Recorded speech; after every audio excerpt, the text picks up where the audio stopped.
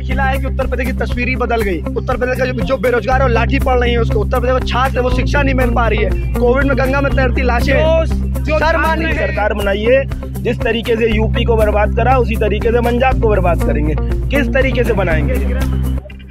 क्या नाम है भी आपका? मेरा नाम रवि प्रकाश मिश्रा है, मैं लखनऊ विश्वविद्यालय से छात्र हूँ। क्या आपकी बार उत्तर प्रदेश में मुख्यमंत्री किसको बनाना चाह रहे हैं? मुख्यमंत्री जो है इस बार हम उसको बनाना चाह रहे हैं जो युवाओं पे ध्यान दे, महिलाओं की सुरक्षा पे ध्यान दें, किसानों पर ध्यान दें, और जिसके लिए निरंतर प्रियंका गांधी जी कार्य करते हुए चली आ रही हैं। चाहे वो लखीमपुर की घटना हो, हाथरस की घटना हो, कहीं की भी घटना हो, सबसे पहले वो पहुंचती हैं।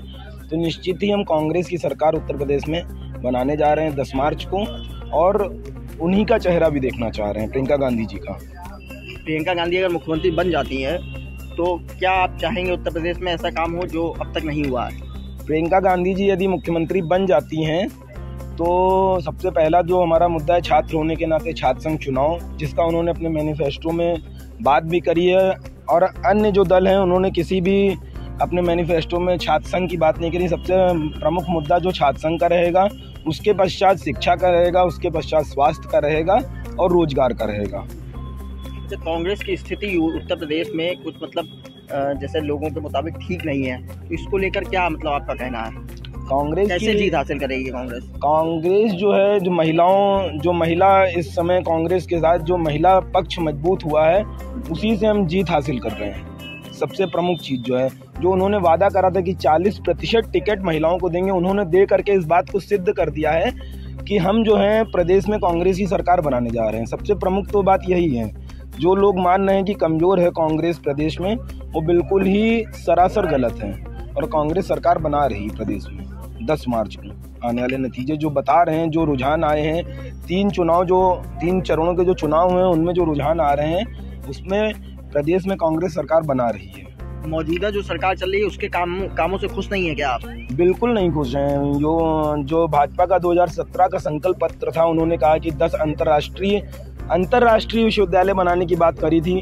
किसी एक विश्वविद्यालय का नाम बता दें योगी जी, क्योंकि संकल्प पत्र जो था वो भाजपा का था, और चूंकि मुख्यमंत्री योगी जी हैं तो सवाल उनसे करूंगा कि जो 10 अंतर्राष्ट्रीय विश्वविद्यालयों की बात करी उत्तर प्रदेश में वो कहाँ है? एक संस्कृत विश्वविद्यालय की बात करी वो कहाँ है? और आपने कहा था एम्स बनाएंगे वो कहाँ है? डबल इंजन की सरकार बनाइए, जिस तरीके से यूपी को बर्बाद करा उसी तरीके से पंजाब को बर्बाद करेंगे। किस तरीके से बनाएंगे? गृह मंत्री का एक बयान आया है कि इनकी शिक्षा के बारे में बता रहा हूँ मैं। जैसे शिक्षा की बात हुई, 12th पास जो बच्चे निकलेंगे वो इंटर में जाएंगे, 12th पास निकलेंगे इंटर में जाएंगे। ये गृह मंत्री अमित शाह का बयान है। ये बताता है कि वो कितने शिक्षित है। ये भारतीय जनता पार्टी की शिक्षा बताती है वो कितने शिक्षित लोग उसमें हैं। अब शिक्षा की बात हुई ना, संकल्प जैसे भाई साहब मानते हैं कि नेता को शिक्षित होना बहुत जरूरी है। निश्चित रूप से भारतीय जनता पार्टी में कोई ऐसा नेता नहीं जो शिक्षित हो।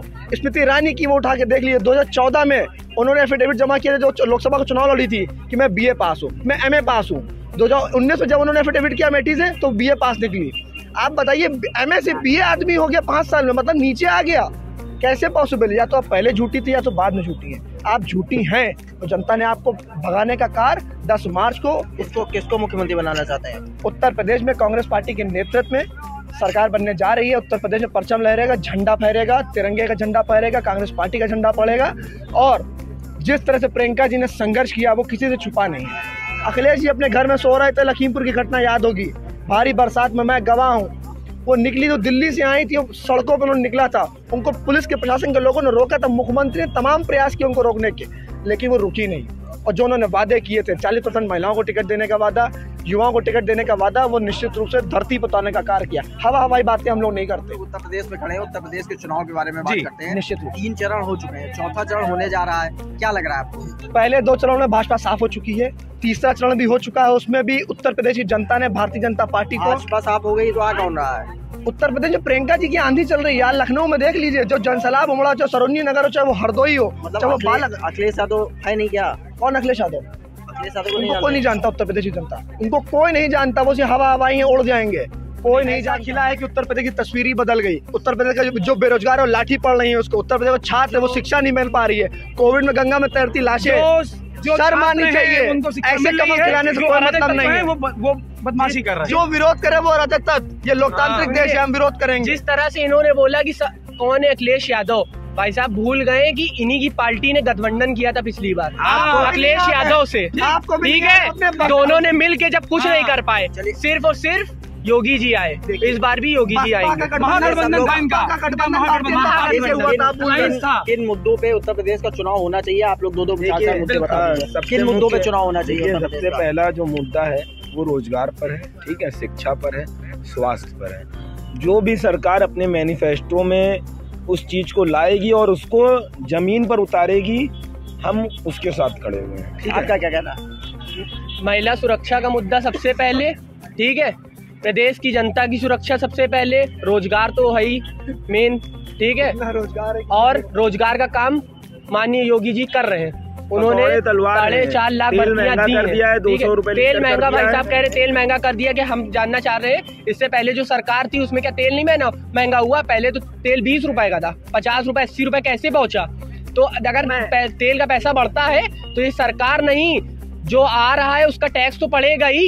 यही बात मैं कहना चाह रहा हूँ कि जब कांग्रेस सरकार थी, यूपीए की गवर्नमेंट थी, जब पेट्रोल महंगा हुआ था 80 रुपए का, तब राजनाथ सिंह स्मृति ईरानी सड़कों पर उतर के आंदोलन कर रहे सिलेंडर पर। और ट्रांसपेरेंसी लाएंगे, ठीक।